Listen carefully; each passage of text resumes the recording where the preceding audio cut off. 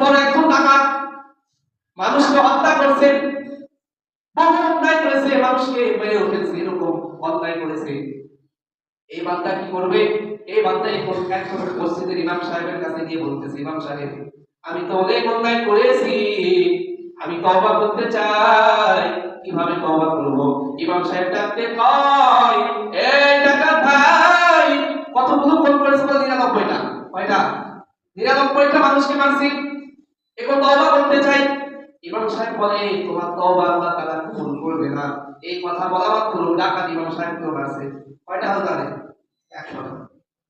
99টা থেকে 100টা।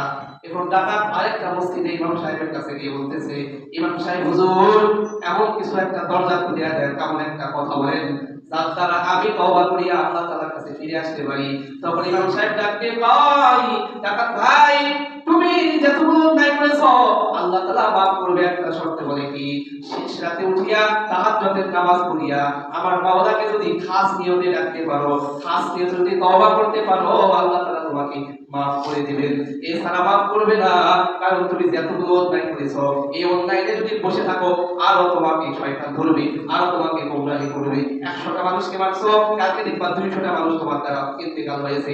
অতএব বসে থাকার সুযোগ নাই, এখনই বাসায় গিয়ে রাতের বেলা ফজরের আগে উঠিয়া ঠান্ডা পানিতে ওযু করিয়া আল্লাহ তাআলার দরবারে সিজদায় করিয়া কান্না করো, আল্লাহ আমি অনেক অন্যায় করেছি, মাফ করিয়া দেন।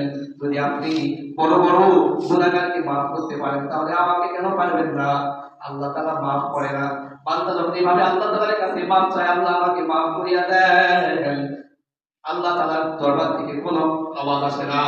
পাশে পাশে বিবি ঘুমাইতেছে, স্ত্রী ঘুমাইতেছে, ডাক দিয়ে কয়, স্বামী আমার, তুমি এত কান্না করতেছো, তোমার তো তওবা আল্লাহ তাআলা কবুল করে নাই। একটু পরে গাইবে আওয়াজ, এই বান্দা যতই কান্না করে না কেন কোনো উপায় নাই, কোনো ক্ষমা হবে না।